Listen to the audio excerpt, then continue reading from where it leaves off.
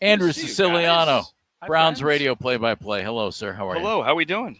We are well, thank you very much. We've already chatted extensively today, but that was not on the show. But now you're on the show, so Okay. it's Well, so good. nice to see you in It's person. great to see you both in person as well. Hopefully, I'm not going to get a bad cell signal here, and we're going to lose you somewhere on As the you road, drive through a tunnel. as I often drive through tunnels. Or Are we going to take the 101 up to Ventura and then I don't live No, anywhere near there's- the 101, no, but to Sepulveda and then take the 10 and then let's go drive up to. it is a good bit. Yes, It is a great bit. it's a great bit. The I love that nasalness bit. of that Yes. SNL bit I never understood. You don't get it? No, because I mean, Isn't it Valley Talk? nobody though? actually.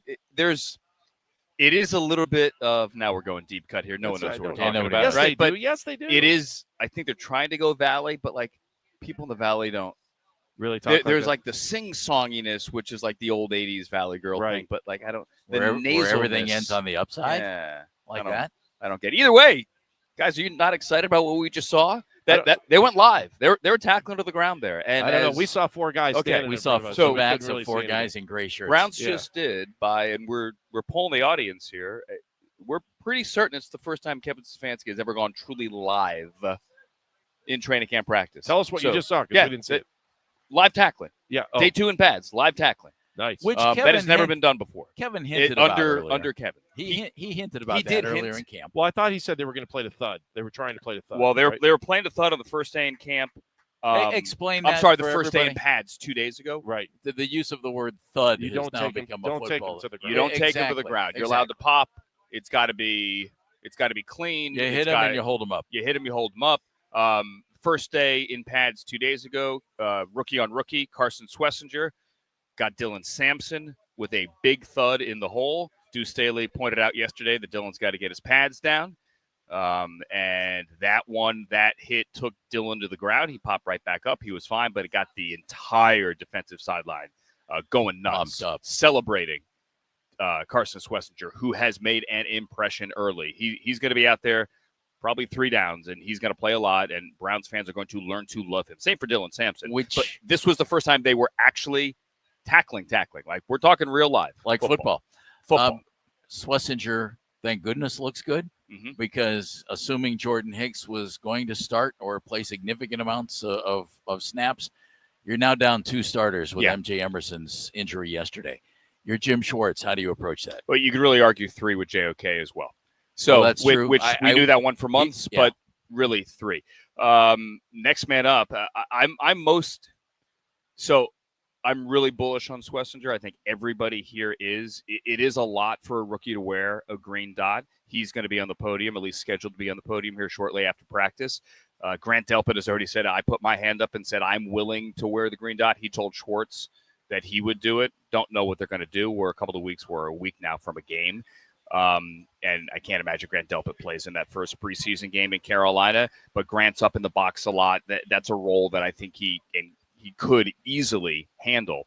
Last year, when it came to rookies around the league, you had what's his name, Junior Colson, with the Chargers, who only started 1 game. I don't think he wore the green dot. Derwin James had it for that Week 18 game, but he's in a system that he played in college under Jesse Minter, so Right. it would be the same thing. And then you had Edgerrin Cooper in Green Bay. For rookies to wear the green dot and be the quarterback of the defense, we're concerned about the quarterback of the offense. To be the quarterback of the defense is a lot. But I think he could handle it. My concern is MJ's injury yesterday, which is just heartbreaking. It is your area of the most depth, but it's a kick in the gut. You living in Los Angeles, Swessinger playing at UCLA, Yeah, you've got a much better look at his career coming to the Browns than anybody here. How does a guy go from walk-on at UCLA to number 1 pick in the second round of the draft? It's a great question. It means his last year was that good. And it was really primarily his good. last year, right? Yeah. He was more of a special teams player. He got on the field the first Yeah. couple of years on defense, but last year was his first full year truly as a starter, and he played amazing football. And also, when you sit down and talk to him, and you guys, you haven't interviewed him yet. Not yet. You'll get it when you talk to him. He's exceedingly bright. And he and Jason Tarver connected. I can tell you just from talking to other coaches. I didn't go to UCLA Pro Day, but I got a lot of texts from other coaches and other teams that came into town. That was the guy they wanted to see, but he didn't work out, so they had to go talk to him separately. He was still coming back from some injury, but there were plenty of teams that came in for UCLA Pro Day and made sure to have a second visit with Carson Swessinger. So he's a good player. Are you, are you counting reps for the quarterbacks or no? Yes and no. I'm more concerned with like who's working with which team. Like today we saw Shedeur working with the second team offense against the first team defense. That to me is important, right? He was getting reps at the end of that. Is that not really a first team rep then? If you're going up against the first yes, team? Yes, absolutely. Yeah, okay. Yeah, you got Myles Garrett coming around the edge. Yes, absolutely. It is a first team rep. Shedeur got some good reps there at the end. Here's my thought on Shedeur. I think, and this goes for Dillon Gabriel as well, you're going to see a lot of these rookie quarterbacks in the preseason, and both of them are going to make a lot of plays where if you are in one of their corners, you're going to stand up and go, see, that's the guy, okay? Both of them are gamers, and both of them will light it up. I mean, they will make plays in the preseason. But at the same time, you have to ask, are either going to truly be ready for week one against the Bengals and Trey Hendrickson? You're going to start a veteran week one. People just have to understand that. The first 6 weeks are brutal. You're not throwing a rookie into that. With that in mind, and with Kenny Pickett unknown at this point, the severity of his hamstring injury, how has Joe Flacco looked to you? I thought today he looked good. Look, he's always looked good. He doesn't need all the reps, right? You know, he could hang on the driving range, and when you put him out there, he's going to be just fine.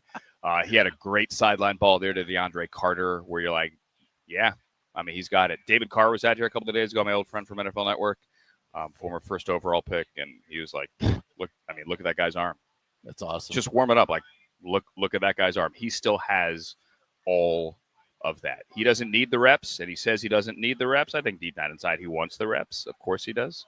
But they'll be fine with him. The question is, like, how long is that window? And you hope they get a couple of wins. You're like, let's keep him in. You were here yesterday, right? Yeah. And did you sit in on the Haslam press conference? I was there. Yeah. Okay. I don't understand how that story turned into which story?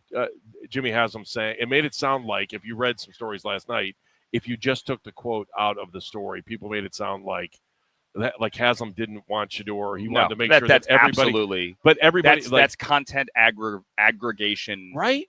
To the nonsense. Like totally blown out of nonsense. proportion. Yeah. He was asked, because remember, this is the first time that he had spoken since before the draft, right? Mm-hmm. Had not spoken since before the draft. And the question was, hey, it's out there. There's this public perception, at least in some corners, that you were behind drafting Shedeur. Is that true? I think it was a fair question. Sure. Like, put it to bed. And he said no. He said, now, if you had told me when I went home Friday night that we were going to draft him, I don't put words. He said, paraphrasing, I would have been. Yeah, that's wasn't exactly expecting it. And he said, no. They spoke about it in the morning. They spoke about it in the afternoon when the fall kept going. Yep. And that we all agreed, hey, why not? But it was Andrew's call. I think it was a fair question to ask. And I don't think there was anything he said yesterday that was incendiary or that in any way leads to some narrative. Yeah, I just thought it was insane. I was reading this stuff yesterday, and it was just like the narrative. What was that one? It was just Haslam didn't make the pick, and that's what he said. He said I didn't. Yeah, make the but pick. it wasn't. But it was the grabber. I think the headline read was it made it sound like Haslam didn't want. Yeah, which was clickbait. Just absurd. No, he absolutely did not say I did not want the pick. Absolutely did not say that. I look at Dillon Gabriel's resume, and I think, man, if this guy was 6'3", he's first-round pick. Absolutely. How has the height been for him out here from what you've seen? Obviously, he's not a real tall guy, maybe 5'10". He's not going to change. And as someone who is also short, I'm not as short as Dillon. Like, you are what you are. You're used to it. You've been this height your entire life. I don't play football, granted. He had a pass early on in this live session that Shelby Harris got a hand on. You're going to see balls knocked down. The one thing I would say is he played in the Big 12 at Oklahoma. Or was Oklahoma the SEC at that point? I don't even remember. I mean, what is it with these? He played at Oklahoma. Anymore? He played at Oklahoma, and then he played in the new Big 10 at Oregon. It's not as if he played against 5'9" D linemen. All right, he played against guys that went in the first, second, third round, day 1 and day 2 picks with size on the other side of the line. His batted balls were not a problem in college. Might they be here? I don't know. Like, Yeah. it's so hard to get a read on it Andrew, in practice. He to me is the least hyped of these quarterbacks. Sure. And I get it from a hype standpoint, but I just keep thinking, man, I want to see this kid on the field because I want to. I mean, the numbers in college jump off the. No one has stat thrown page. more touchdown passes in the history of organized FBS D1, call it what you may, college football than Right. Dillon Gabriel. He played 6 years, to be fair. Yep. It's a different game. 5 and change because 5 he and got change. injured in that last year at UCF. So, yeah, but he has been a highly, highly successful quarterback. But Joe Flacco just sat down over there to do another interview. He's not as tall as Joe. He's not. Let's just. I don't get think it out that's of the going way. to change. Is That it? is not. That won't be changing. Going to change. What do you think of the wide receivers? And can Deontay Johnson have an impact? I think he can. I think, and this is. Had a good day yesterday. He had a good day yesterday. Had a nice catch on the sideline. I'll say this about Deontay Johnson. And I want to preface this by saying I'm not taking shots at him. He has, by all accounts, been on it since he got here. All right? Like, nothing bad to say about him from all accounts and everyone that I've spoken to him. So that's positive, and that's a trend in the right direction, obviously. I think you have to step back and realistically say, can we rely on him?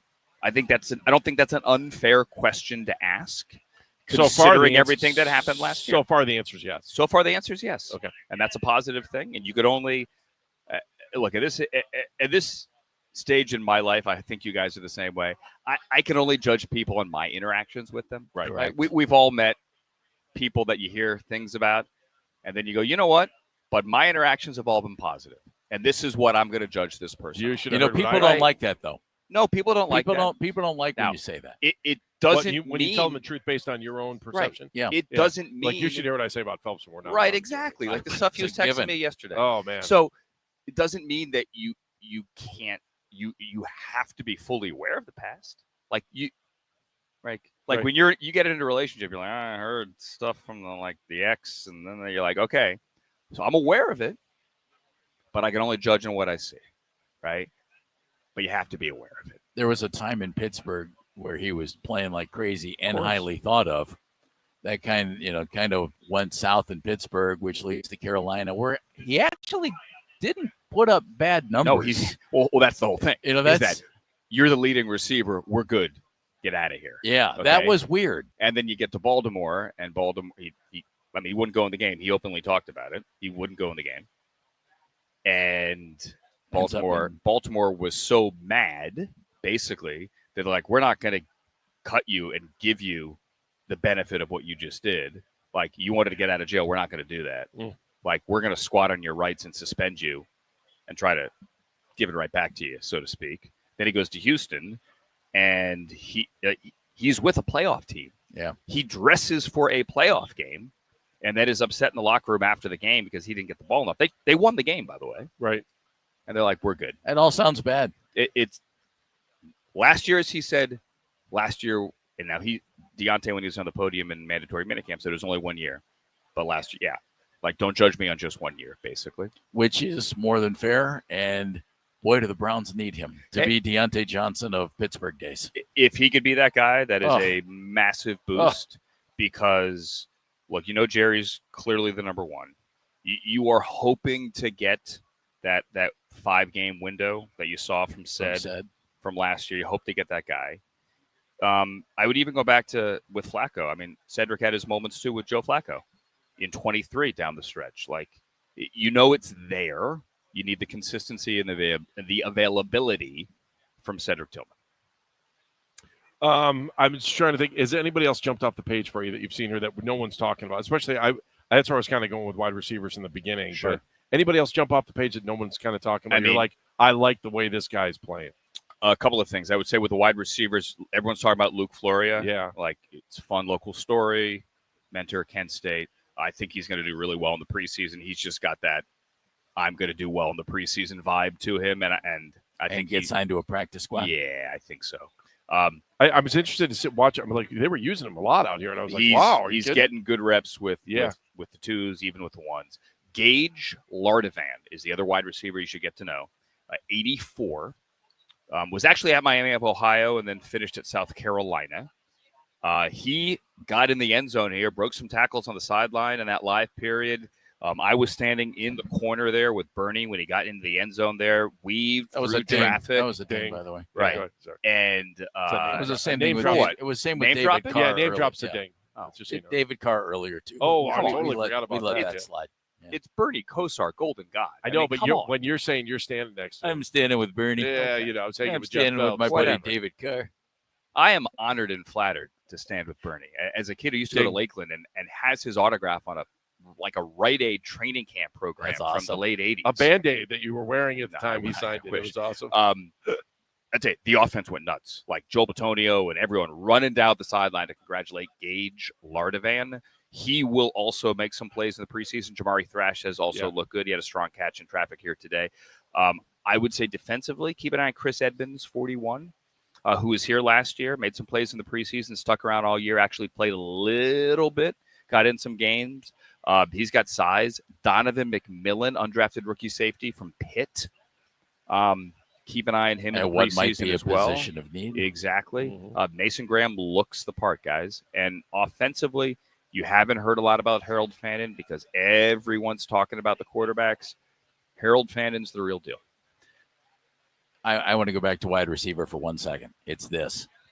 Man, my fingers are crossed on everybody except Jerry Jeudy. Mm-hmm. That's a tough way to go. It is, and I do think they have to keep an eye on the veteran free agent market, and they especially have to keep an eye on the veteran corner market after MJ's injury yesterday. There just aren't. Look, this is the part of camp where you don't find veteran corners and wide receivers on the market. My dad is always like, well, maybe they can go find a guy. I'm like, that most of the guys you want to go find are not sitting on the couch waiting for the phone to ring. Yeah. Amari Cooper. I don't know that that's going to happen. I think it's more likely that if there is a veteran addition at either of those rooms or in any room, it's later in camp when guys become roster or cap casualties on other teams, or you're like, you know what? If they don't want to pay that guy, I'm good. Like, we'll take him. We'll pick him back up. Andrew Siciliano, Yes, thank I'm you, outta buddy. here. You We guys got a real appreciate it. Thank you.